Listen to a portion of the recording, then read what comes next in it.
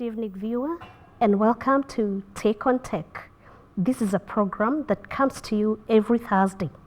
Take on Tech is a program that explores technological concepts and debates and helps you, the viewer, to unpackage some of these technological concepts. The program also allows you to interact, and right now I'll take you over to Jane to give us our social media handles so that you can interact with the panel of experts. Over to you, Jane.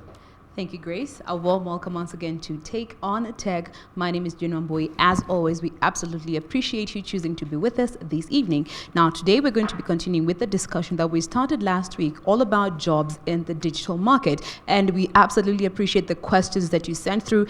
Due to the constraint of time, we weren't able to address all of them last week. So we're going to start at that point today, address the questions and give the clarifications that you may be needing in regards to what you sent through. But in the meantime, keep them coming through. The hashtag on Twitter is Take on Tech. You can tag me as well. My handle is Jane Wambui, and my colleague, she is at Grace Githaiga on Twitter. And of course, use our official station handle, whichever remains at KBC Television. And our SMS line still remains an option. 20154 is the number. And please leave a name and location. We'd love to know where you're watching us from this evening. But without much further ado, let's get started with this discussion. Grace, do us the honors. Jobs in the digital economy. This is a discussion that we held last week, and we agreed that we are going to continue with the discussion this week. We need to make an announcement that there were so many questions on Ajira, and as a result of that, we decided that we will have a pure session on Ajira that's next week on Thursday. So please, if you have any questions on Ajira, we will have the manager. Here, and we will have a few people who have benefited from that program. So please keep those questions coming in the course of this week. In today's panel, we are going to have again Michael Onyango. Michael Onyango is a member of the National Task Force on Blockchain. Karibu sana, Michael. Hi, Gigi, and hello, viewers, and thanks. Great to be back again. Then we are going to also have somebody who is not a stranger to this program, and that's Phillip Thigo. Phillip is the Data, Innovation, and Open Government Advisor at the Office of the Deputy President. Karibu sana, Phillip. Thank you so much, Gigi. And finally, we have Frida Mwangi. Frida is the Secretary of Online Professional Workers Association. Thank you. Karibu, Frida. So last week when we were looking at jobs in the digital market, we were able to look at what really constitutes jobs in this digital market. How different are they from traditional jobs? And what is automation? And will automation result in joblessness? We were also able to look at what opportunities jobs in the digital market present. And today we are going to continue, but we are going to first deal with the questions that we were not able to answer. And my first question is from at Benta Sharon, who wanted to know what's your take on networking as a source of self-employment. And I think that will go to Frida. Sorry, when you talk about networking? She wants to know what's your take on networking as a source of self-employment. Maybe you can, Michael, you can chip in? Yeah, sure. So I guess when she says networking, she needs to be a bit more specific because networking is part of what happens or what you do when you're either looking for a job, already in a job, and you're trying to expand your horizons, or you're trying to expand the base of what it is that you do. So I think she needs to be a bit more clear about what she's actually asking by networking, so we can contextualize it and be able to answer her properly and be very clear about what it is that she wants to know. So Benta, kindly, if you don't mind, just be a bit more clear about that. All right. Yeah. At Benta Sharon, if you're watching us, please unpackage your questions so that the panelists can respond to you and give you a satisfactory response. Now, there's at Lord Mwesh and I think this goes to Phillip. What happened to Konza, the acclaimed Silicon Savannah? By now, it should have created many high-tech digital jobs. I think that's a big assumption that by now, I think Konza had a clear strategy and a roadmap, and there's a rollout strategy, because Konza, remember, occupies a virgin land that had nothing, and basically what the Konza authority has been doing is, one, is creating the enabling legislative environments. So I know that there was a legislative process that had to designate it as a special zone. The second thing that has been happening, of course, is the infrastructure. So I know water has gone in, fiber has gone in, and the first building is up. I think we shouldn't conflate the tech, which is more the soft things that we see, and don't forget that we need also the hard infrastructure, or the brick and mortar infrastructure. I'm sure the Konza Development Authority will be very excited to sort of update people on what they've done. The other bit, of course, they've been doing is also trying to connect the entire ecosystem. So I know that they've been putting out conversations out there in terms of seeking partners, trying to join whether it's private sector, innovators, academia, in terms of the clusters that needs to build the knowledge economy, because Konza is not a place, it's also an idea. And I like how the CEO actually is putting it. So my sense, again, like Ajira, perhaps we need to have another one that is specifically on Konza Technopolis, because of how we think or what it should do for this country. You're right, and I think this program responds to people's queries, it responds to people's desire for knowledge, and I think we are going to have to slot Konza and a few other people to just come and tell us what's been happening. Thank you, Phillip. Somebody by the name Enoch Rono wants to know, where is the innovation hub in Bomet County? And I know this is because last program, I think one of you spoke about all the innovation hubs that are supposed to be in the 47 counties. Frida, do you want to take on that? Yeah, the innovation hubs, I think the only place they can find them is in the Ajira website. They have listed all the centers. So I think they have to go to the Ajira website to find the innovation hubs. I am not sure where exactly. And probably let me chip in. So to everybody, this is actually not a county initiative. This is an initiative by your member of parliament. So it should actually be within your sub-county. So the other thing is that you probably have access to your member of parliament through his CDF office. So go to your CDF office and ask them, where are our community innovation hubs within each sub-county? Because as you remember from last week when Zilpha was here, she was very clear that there's actually meant to be 4 in each and every single sub-county. But to date, there's 159 that are already up and running. So find out within, not just within Bomet, but within your particular sub-county, where exactly are your particular community innovation hubs. Okay. Thank you, Michael. And I'm going to ask you, Frida, this is going to be like, we'll stop asking questions here and they're now going to the substantive discussion. What's the difference between online jobs and multi-level marketing? Okay, that's a very good question. And I believe that's why Online Professional Workers Association was formed, because we realized that the information that is going out there is not the information that is good information. And so when you talk about online work, I said last time, online work is work that you're contracted. You either do it as a task or you do it as a project. So you have a client on the other side who's not permanently employing you, but they're giving you that job on demand. You have the opportunity to also work with the client again if something like what you did comes up again, but you do not have a formal contract that makes you an employee. When you talk about MLM, that's multi-level marketing. It is where where you have products or something you're selling, whether services or products, and then you're asked to come in, join, you pay an amount, and then you have to refer someone else, and when they use the product, then you earn a commission. So with online work, there's no commission you earn. With online work, you're paid for what you do. And then online work is broad. It's not just one thing you do, but you choose which line of online work you want to go through. And so what an online work does, it gives you an opportunity to even move from being just a freelancer and even scaling up to becoming a business just from sourcing work online. So I think, let me just chip in a bit, because the reason why we're here is to help our people. Please keep away from multi-level marketing.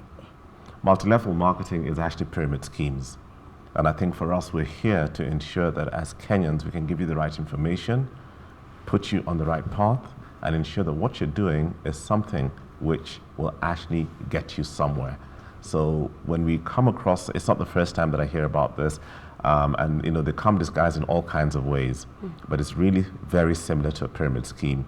So when you see MLM, I would probably and strongly advise you to please keep away from it. There's enough other opportunities which, if you're agile enough, if you're patient enough, you can build up your skill set and be able to get into those programs and to move up and to earn a good wage, and in some circumstances earn a really, really good wage, depending on the level of the skills and what it is that you're doing. All right. Let's go to the issue of taxation. Again, it's an issue that was raised last week, but we were not able to respond. When people work online, should they pay tax? And this is because some of these jobs have been sourced from across the border, where there are different tax regimes. Those companies are based in different countries, but we have the workers in this country. Let's hear your views. And I think for me, a tax, of course, has to be paid. But I think for me, if you think about what the fourth industrial revolution is doing, it's creating a lot of challenges, even how we legislate.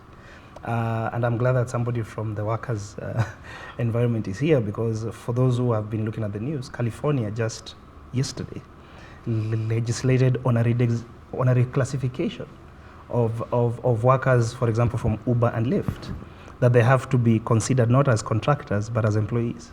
So we are seeing now policies trying to catch up with what the gig economy had created, that sort of created an anomaly in terms of that. So I think for me, the same way we had tax regimes where you had people who were formerly employed in existing organizations abroad, but there were laws that had managed that particular element, that you can work in Kenya and have a bank account in the UK, employed by the UK, you still pay tax.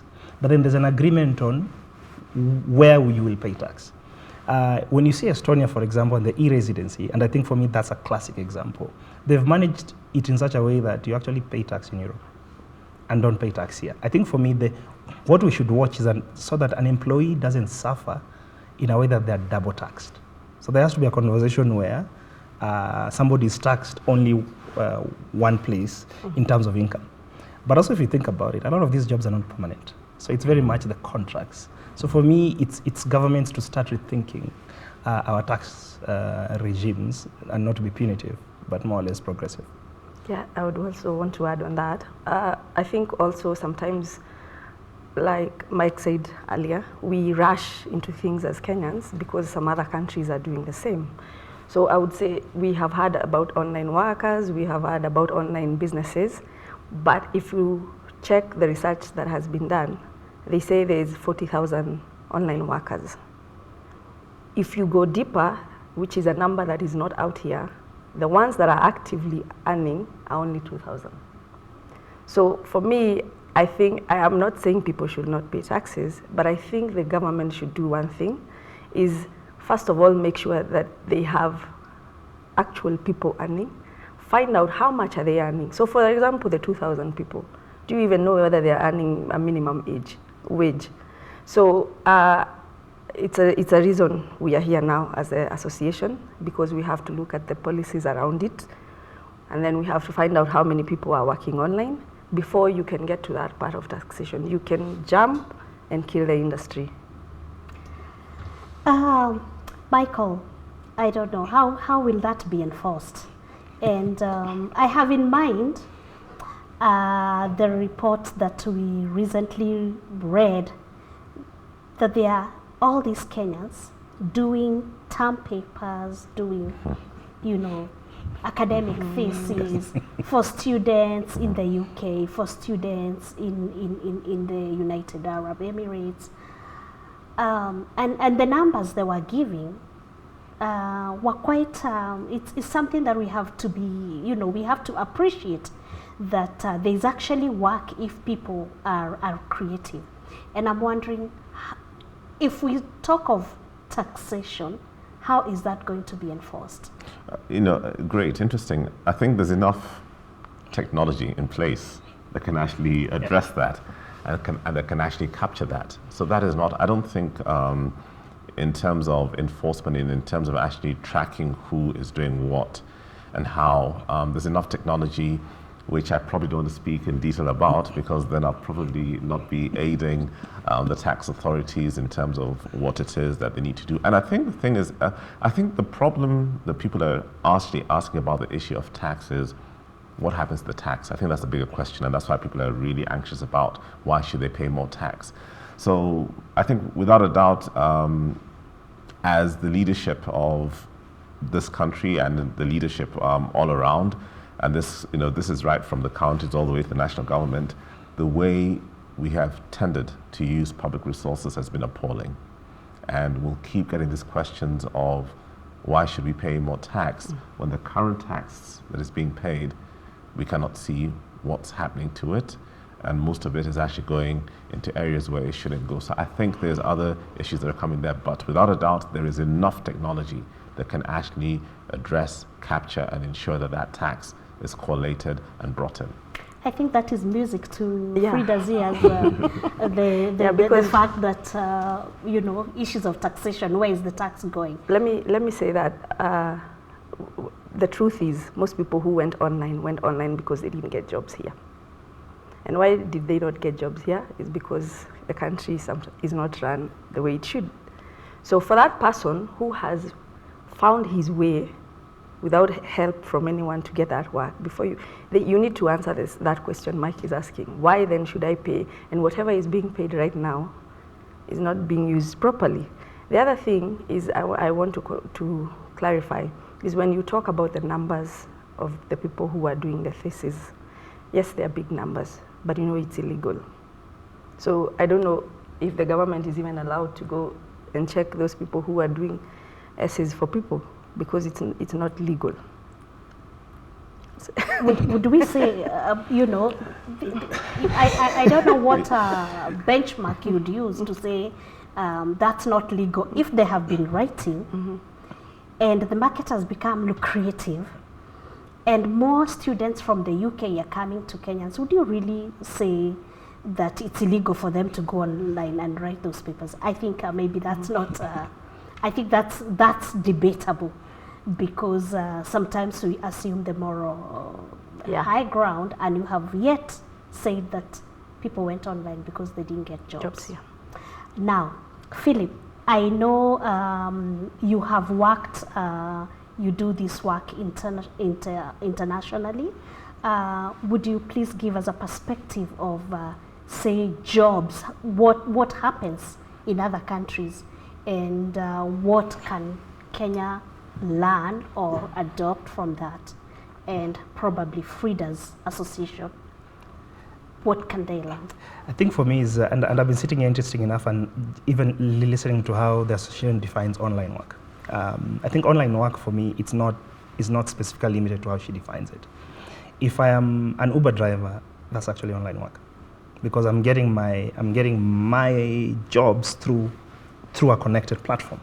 So for me, anything that connects you to a job or to a task, that's online work, right?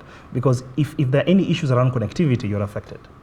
Correct. Today, and there's a time when the network went down, you couldn't get an Uber or you couldn't get any taxi hailing app, right?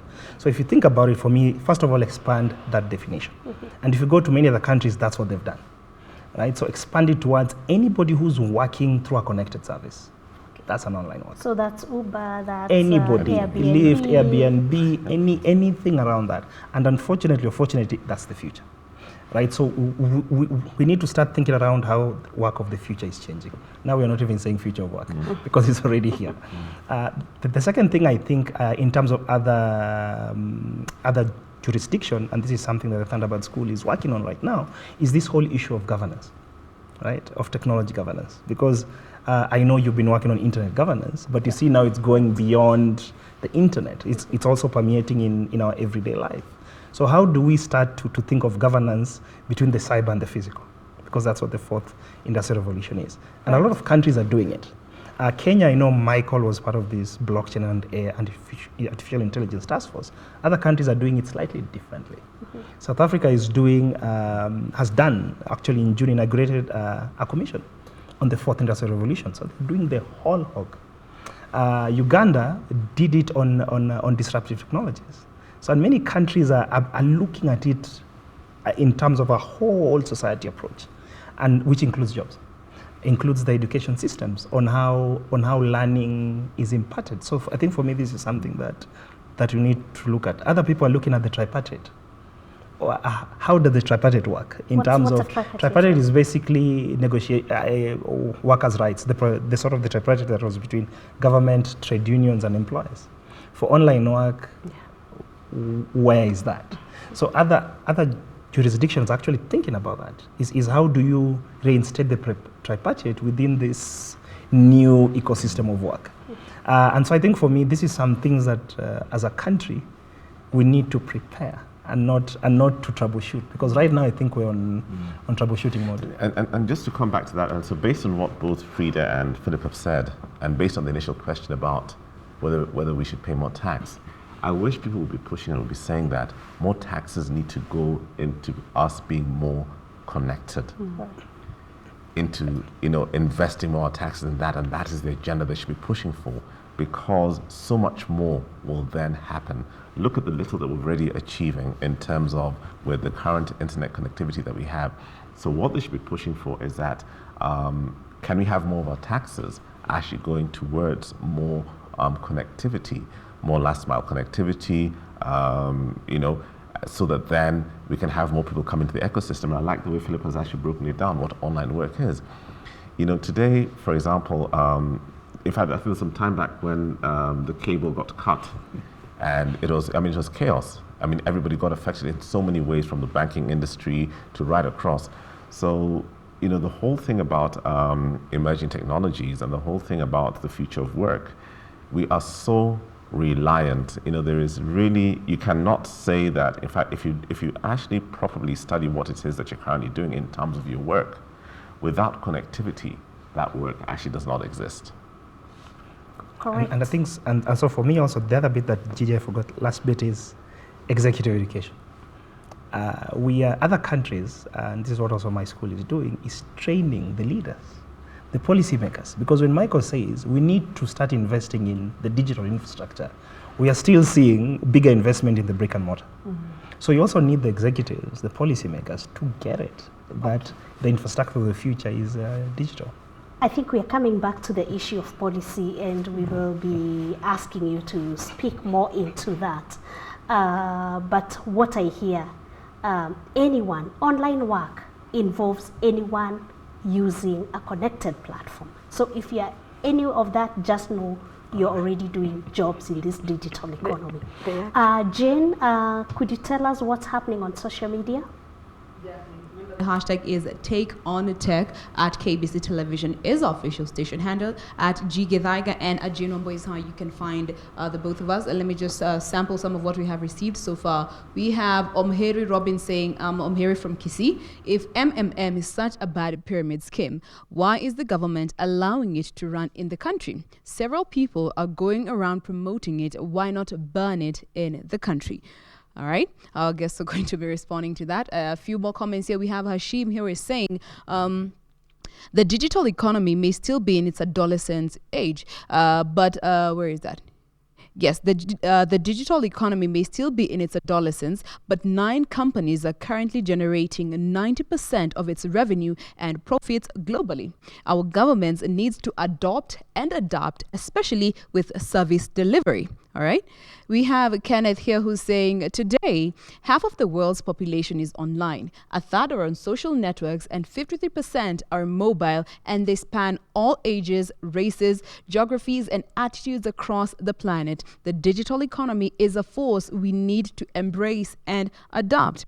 And maybe one last one from Cecilia here who says, let me get that. Cecilia says, how could the life and pensions industry be more present and reach more people through the digital economy? All those questions and comments are going to be addressed by our panelists on the other side of the studio, so keep them coming in. G, back to you. Thank you so much, Jane. So we want to thank you for all your questions, and I think each of the panelists will pick one. We go straight to you. I think Jane, Frida, there was one from somebody called Omweri about Should be MLM. is MLM. such a bad Yes. pyramid scheme. Oh, yeah. And then I think it's Michael who called it a pyramid scheme. Yeah. Yeah. I think the answer to that question would be, again, it's educating the government, because maybe they don't know. But I would say that this is why we are here now again as the association, to make sure that these policies, there's education and there's information, and then we find out which one is not a good thing, which one is a good thing to follow. I don't know. I think I'll say this, so anybody with a device from out of this country can actually come up with a multi-level marketing scheme, a pyramid scheme. And, it is almost next to impossible for all these to be policed. And that's why I said we are here to give you information so that when you're online, you know exactly some of the things to keep off from and the things to keep on from. I think Omweri from Kisi, if you're so confident about multi-level marketing, can you share with us your bank details of how much you've made from it so that other Kenyans can copy from you? You see? So I think for us, we're very clear. We're on this program to ensure that we get people on the right tangent, on the right direction, with the right knowledge. And MLM is nothing new. Multi-level marketing has been there for for over 60 years, and it keeps coming redefined in different ways, packaged differently, and now it has been packaged online. So we're just trying to make sure that we call out the things that you shouldn't get involved in, because there's so many other things that you can actually do and still make a living out of. Phillip, I think was there a question directed at what you said? Jane, please get us one of the. I am not able to get the questions from here. All right, let me just quickly, or some also comments. Let's see. Hashim say the fact that there are about nine companies globally which generate at least 90% of the revenue in regards to the digital economy. That our government needs to adopt and adapt, especially when it comes to service delivery, going digital in all matters concerning service delivery. Okay. No, I totally agree. That I think is more of a comment. Yeah. I totally agree. I think because my sense is that first of all is, again, the median age of Kenya is 19.1. That's a digital age. So basically then it means that also services must be configured towards this generation that sometimes is mobile only. So I think for me, yes, totally agree. And I think for me, public service is always the last one to adopt. So how do you ensure that our public service, including schools of public administration, including our human resource mechanisms, hire savvy savvy people who have skills in the digital economy so that they can permeate through public service? Because for me, that's a gap. Yeah, just to link what that question was raising, and linking it to what you talked about, policies. What sort of policies would we, want, or what do you foresee as the sort of policies that need to be put in place to encourage that sort of environment? I think the first thing, it goes to budgets, the intent. Where you put your money, it shows your intent. We need to purposely, for example, invest in digital infrastructure. I think broadband for me by now should be a right. We should have policies that ensure that the costs are down, even subsidize it if we have to. Because if you're not online right now, you're nowhere. And for me, it's especially communities that are left behind. Because it cannot be only the Nairobi, because Nairobi is not Kenya, as we always say it, are the only ones with 5G or 4G or 5G, and then the communities at the margins do not have it. So I think for me, there has to be a deliberate inclusivity policy that seeks to ensure that communities that don't have access it. Because remember, if jobs are online, if you're not online, then you don't work. Right. I think for me, I look at those big infrastructure bits, big education bit, that we must purposely ensure that we target some certain talents and skills within public service. Things like cybersecurity, because yes, we're going online, but do we have enough security protecting our infrastructure?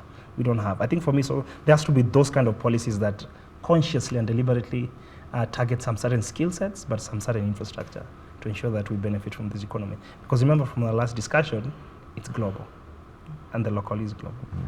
Michael? Yeah, and the thing is this, when you speak about policy, a lot of people will probably very quickly, relate or think that Phillip is speaking about only at the national government. Well, we've got counties, and I'm shocked that there's no one county which is an outlier in this. There's 47 of them.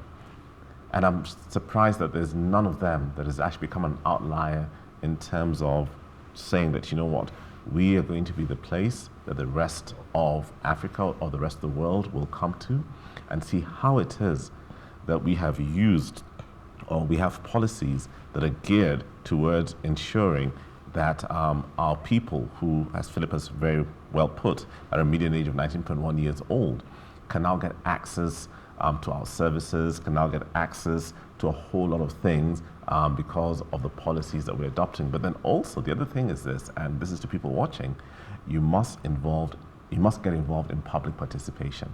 You must be very clear, and you must have an agenda of what you're taking to public participation. Do not be driven by what your MCA is telling you.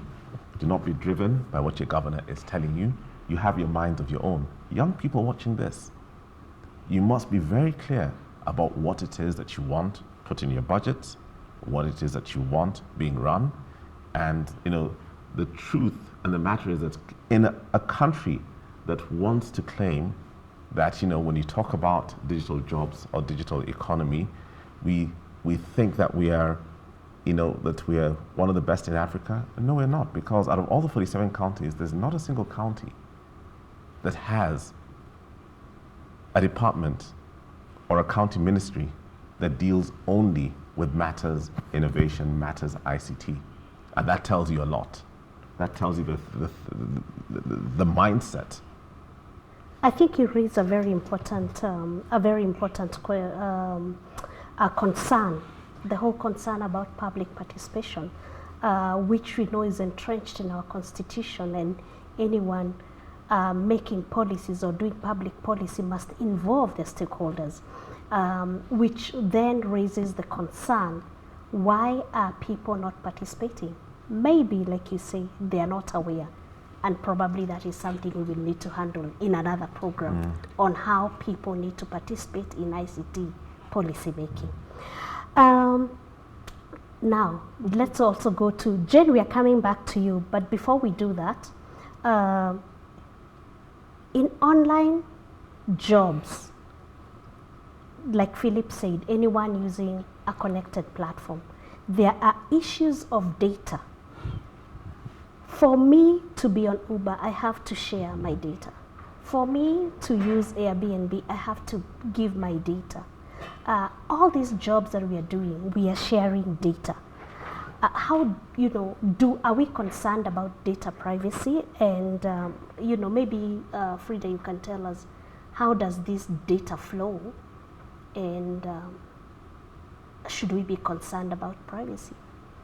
Okay, I think the truth on the ground is that we really don't own our data as Kenyans. So whenever you you get into this platform and you're asked to accept their terms and conditions, I can tell you for sure none of us reads that whole page. So we just tick and give out our data. Doing that, we actually don't own it at all. And we don't even know what they do with it, which is a problem. Because most of the time you will get, if you're online, you'll get emails selling you things. You will get, if you go to your job feed, you will get, which is AI doing that, but it's because of the information that you gave out without knowing that it was going to be used for that. So I think it's a good discussion that is happening right now. But again, when you talk about data protection and policy and public participation, I believe not many people even know what is happening right now. Yes, there's a bill in Parliament. Yes, there's people who are talking, maybe in the private sector, KEPSA. But when you go to the ground and ask people about data, I think it's even a new word. Yeah, I think for me, this is again a challenge to how the fourth industrial revolution is disrupting on how we know things. I think one is that people are not literate. So there has to be a conscious decision in terms of being data literate. I think that's one. Two, I'd like to call upon the consumer protection organizations. Because I think for me, in the real world, these organizations were very good at protecting the consumer and educating us in terms of these nuts and cracks that we don't see. I don't see them in this space. So I think for me, it calls to an evolution to a lot of the rights-based organizations. Because at the end of the day, do I know if I have a choice to click accept or not? Yeah. Right? So I think for me, it's that notion of choice and the notion of literacy that has to be challenged and educated, because if you say no, you still have people who use that platform anyway, so you still go back and say yes. Yeah. All right, Jen, before we come to you, there's a question that somebody has actually sent me, and I think it is addressed to any of you, I think Frida. This is Dominic Mutua, watching us all the way from Mangelete, Mtito. So he says, hi, I once did a translation job which I was online through a website, but my payments were done through my bank account and they were taxed. Yep. Was that not an online job? It happens even now. It happens. Well, you see, when you get to these platforms, especially because most of us use the US platforms, you have to say whether you are a citizen of the US or not. So if you're not, they will ask you to fill a form. You fill a form that shows you're not a citizen. But because just about recently, we didn't have a direct connection where you can get payment directly to your bank account. You had to use another platform, another payment platform, and then as an intermediary, and then get it to your bank account. So what happens is the platform will, of course, get a commission for you for taking your money to the bank, and then when you get it to the bank, so it happens even now. Okay. Yeah. So what we are saying and what Dominic needs to understand is that you need to read clearly what the terms are before you append your name onto the I guess digital signature. You're very excited. You said Dominic is from where? Mangelete. I don't know where Mangelete. I don't know where Mangelete is in Mutito. Yeah. But to every other Kenyan who's watching this program, so if somebody in Mangelete, Mutito and Day is able to do online work for somebody in the US, what is your excuse? I guess people have been challenged, and Dominic's question has raised that challenge. So like you have been saying, people in the counties also need to up their game. Let them not be caught napping by this future of work. Jane, what's happening on social media? All right, let me just sample a few more tweets. Diogen saying factors that contribute to the digital economy is the number one, a learned human resource and enabling infrastructure. And by infrastructure, he's referring to gadgets, affordable internet, electricity, and the likes. Now, is this enabling infrastructure really available so that those of us in remote areas can benefit? Enabling environments. Again, and this is something that I think we spoke when we started the show. I think enabling environment is a critical infrastructure that enables you to work online. You said internet, It's about the quality of the internet and the affordability of it.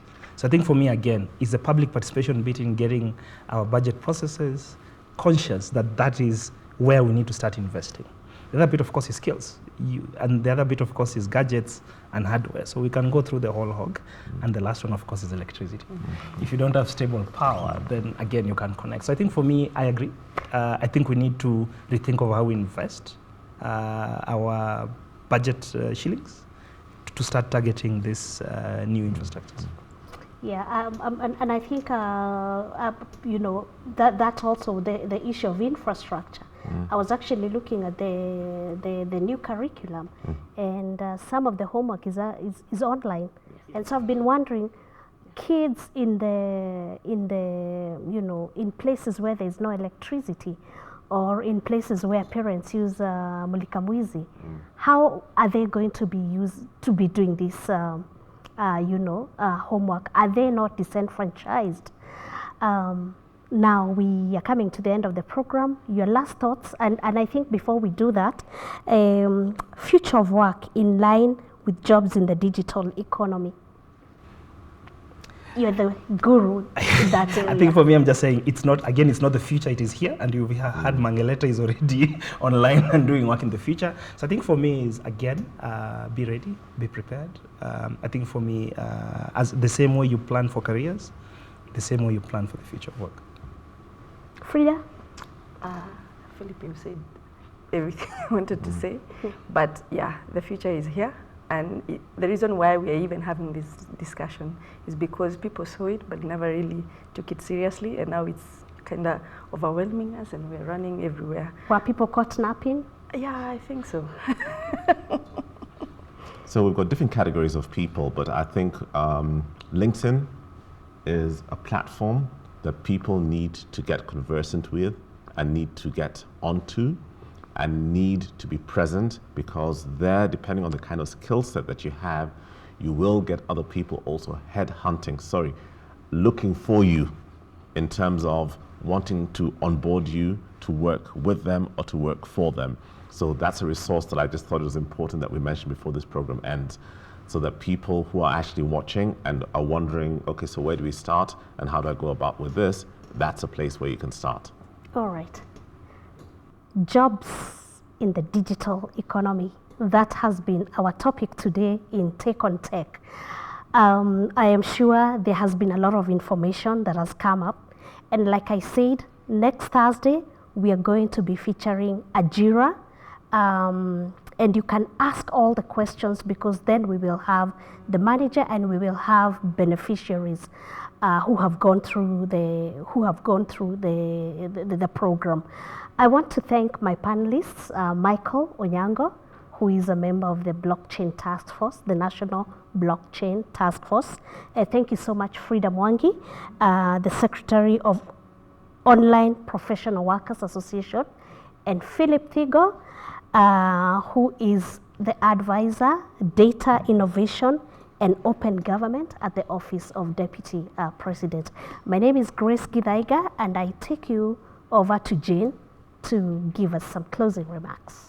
Jane? Very quickly, just some 3 tweets. We have Mongare who says, as we talk about this, remember that most Kenyan companies are yet to embrace the idea of having a worker who works from home. For example, you can't expect me to be at your company full time, and yet I'm just a social media manager and I can do all that from home. All right.